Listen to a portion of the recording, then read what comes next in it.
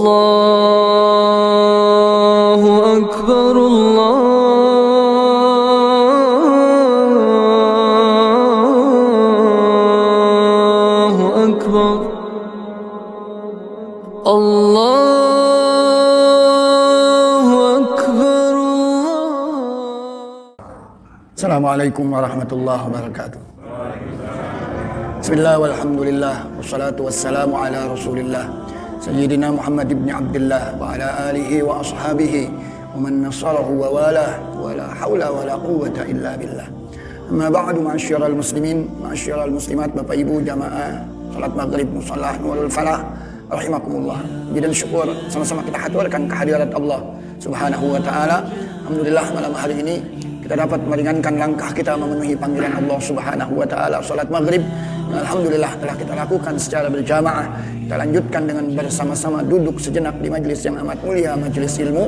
Mudah-mudahan hadirnya kita, duduknya kita di rumah Allah di majlis yang mulia ini, kita senantiasa mendapat ridha dan keberkahan dari Allah Subhanahu wa taala. Amin ya rabbal alamin. Salawat beriring salam semoga senantiasa tercurah limpahkan keharibaan junjungan kita Nabi besar Muhammad sallallahu alaihi wasallam, para pengikutnya, para sahabat-sahabatnya yang hadir berdoa dan berharap semoga nanti di hari kiamat kita semuanya akan mendapat syafaat dari Rasulullah sallallahu alaihi wasallam. Saya ingin melakukan semacam perbaikan di salat-salat kita. Fadilah salat berjamaah antum sudah tahu dah semuanya. Bahwa orang yang sholat berjamaah itu pahalanya 27 kali lipat ketimbang orang yang sembahyang sendirian. Tapi ini harus diperbaiki. Saya selalu mengatakan faman kana yaumuhu khairan min amsihi fahuwa rabi. Yang hari ini lebih baik dari kemarin dia yang beruntung. Yang tahun ini lebih baik dari yang kemarin dia yang beruntung. Dalam hal apa? Dalam segala hal. Masuk dalam sholat. Kita udah sholat lama di sini, tapi masih ada saja. Kadang-kadang nih orang kita sudah terangkan berkali-kali kok di situ lagi kejeblos. Satu yang sering terjadi, shaf itu dimulai dari tengah, barisan sholat itu dimulai dari tengah. Saya masih saja melihat berjamaah mulai dari pinggir, jadi dari tengah, nanti ambil kiri ambil kanan penuh, mulai lagi dari tengah lagi. Kadang-kadang orang sembahyang ambil pojokan sendirian. Ini saya sudah berkali-kali. Sebetulnya kalau ada orang lagi sembahyang sendirian di pojokan, kita baru datang nih, yang tengah baru sampai di sini, boleh kita tarik sebetulnya. Tarik, ajak, gabung, luruskan safnya. Tapi karena dia nggak ngerti, kira-kira kalau ditarik begitu dia marah apa enggak? Ya marah ya kalau ngerti. Apa Haji?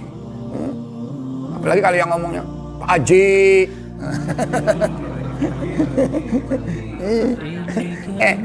Sebetulnya boleh orang itu ditarik, dipindahin supaya sapnya ini benar, boleh.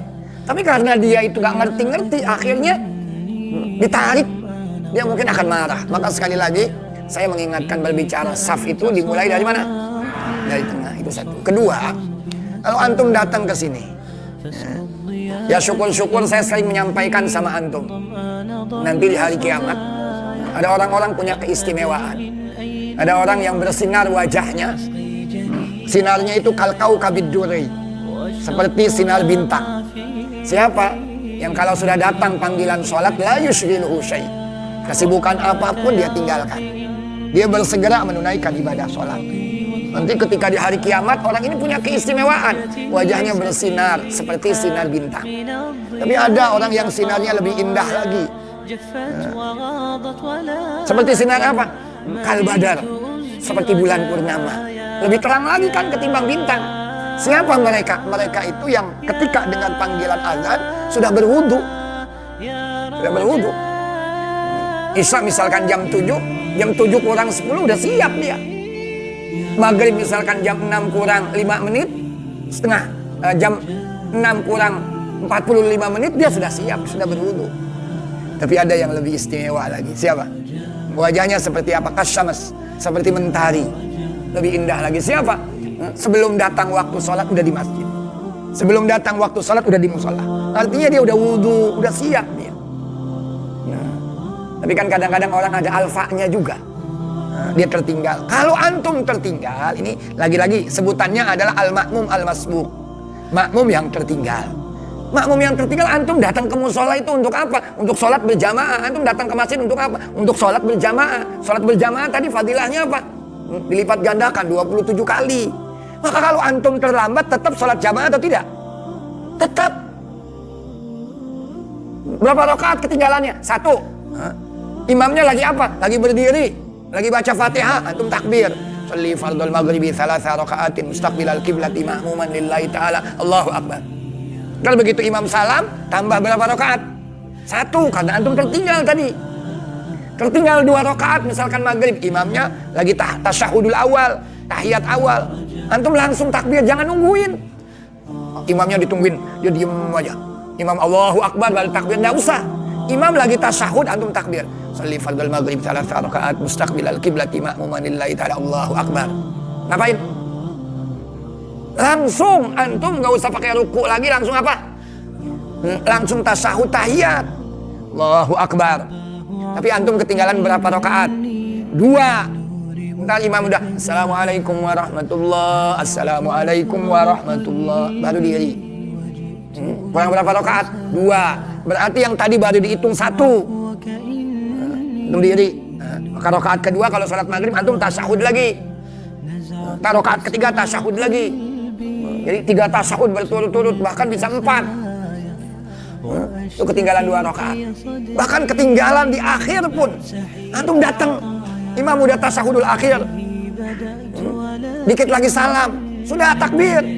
Sholli fardhal isya 4 rakaat mustaqbilal qiblati ma'muman lillahi ta'ala. Allahu akbar. Langsung Allahu akbar. Cuma posisinya jangan ambil posisi tawaruk. Tawaruk itu duduk tasyahudul akhir. Tapi antum ambil posisi iftirash. Duduknya itu duduk tasyahudul awal. Begitu imam nanti assalamualaikum warahmatullah, assalamualaikum warahmatullah, antum tambah berapa rakaat kalau isya? 4 rakaat. Yang tadi nggak dihitung. Enggak. Datang ke masjid, datang ke musola, maksudnya berjamaah, ketinggalan, bikin sendiri dia. Ya untuk apa antum ke masjid, ke musola? Nggak ngerti. Padahal kalau antum sembahyang berjamaah, 27 kali lipat pahalanya itu. Ketimbang orang yang sembahyang sendirian. Ayo perbaiki sholat kita. Dan dari hari ke hari tingkatkan kekhusyuan sholat. Jangan abai, jangan lalai dalam sholat. Orang yang sembahyangnya itu abai, lalai dalam sholatnya, itu celaka dia. Ayatnya saya pikir semua kita ini mengerti. Fawailul lil musallin. Siapa?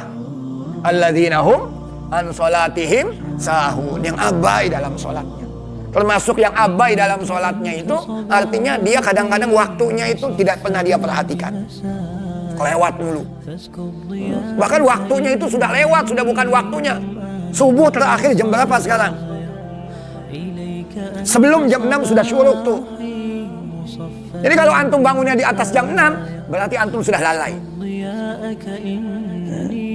Kalau sesekali sih, mungkin Nabi aja pernah. Sesekali. Dalam sebuah peperangan, Nabi sudah menugaskan seorang sahabat, ente jaga.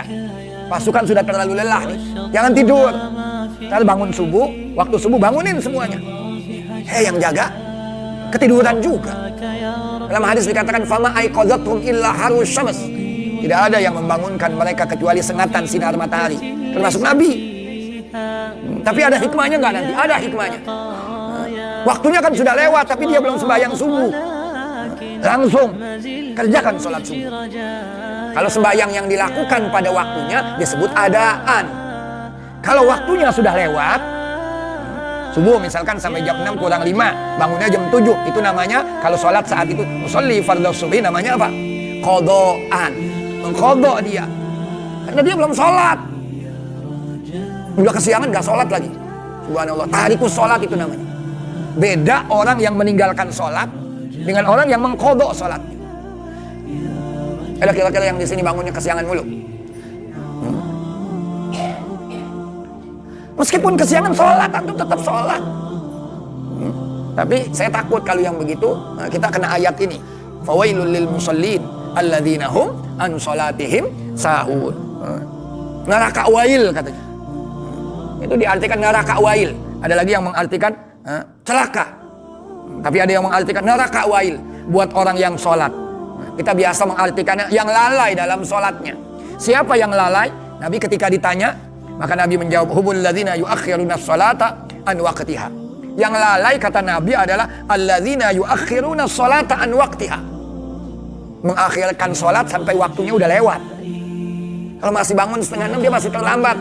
Dia masih sembayangnya usolli fardhu subhi rakaataini mustaqbilal kiblati, masih adaan, masih setengah 6, matahari belum terbit, belum syuruk namanya, masih adaan. Tapi kalau sudah syuruk, dia bukan lagi adaan, qadaan.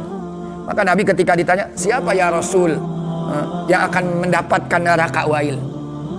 Padahal dia sholat, dia lalai dalam sholatnya. Maka Rasul mengatakan, merekalah yang suka mengakhirkan sholatnya, waktunya udah lewat, baru dia sholat. Sekarang saya sudah bilang sama antum semuanya, teknologi sudah canggih. Antum mau bangun jam berapa saja, handphone bisa disetting. Saya kalau pagi itu nyeting handphone itu sampai berkali-kali. Jam 4 lewat 10 setting. Kalau kayak tadi mau keluar, langsung setting. Dan setting lagi, kalau kemarin ketika jam 4 lewat 30, setting lagi. Jam 4 lewat 40, setting lagi. Sampai 3 kali itu. Karena kenapa? Khawatir. Kalau yang pertama begitu kita bangun, matiin. Lewat udah ini. Tapi kalau punya 2, punya 3, nanti akan diingatkan lagi. Boleh, nggak apa-apa, supaya bisa bangun subuh, setting handphonenya 2-3 kali. Mungkin mulai jam 4 lewat 10, 4 lewat 20, 4 lewat 25, setting lagi. Sehingga antum begitu terdengar, mungkin masih ada rasa malas, matiin. Tapi kedua kali, ketiga kali mudah-mudahan bisa bangun. Jadi ada usaha kita. Bapak Ibu Saudara sekalian, lihat orang yang selalu menjaga sholatnya. Kalau bahasa Al-Quran, qad aflahal mu'minun. Beruntung orang-orang yang beriman. Yang salah satu sifatnya, siapa al-mu'min al-muflih? Siapa orang mukmin yang beruntung? Di antaranya, wahum ala sholatihim yuhafidun. Mereka itu yang selalu memelihara sholatnya. Bagaimana memelihara sholatnya? Allah bilang di ayat yang hafidhu ala sholawati wa sholatil wusta. Jaga sholat-sholat kalian. Jangan sampai kalian abai. Waktunya udah lewat, belum sholat juga. Nah, lihat orang yang selalu menjaga sholatnya. Datang waktu sholat dia sholat. Datang waktu sholat dia sholat. Ini saya baca hadisnya. Wa fi kitabi az-zawajir li syaikhina khatimatil muhaqqiqin Ahmad bin Hajar al-Haytami radhiyallahu anhu qala ba'duhum warada fi hadith man hafadha 'ala as-salati akramahu Allahu bi khamsi khisal.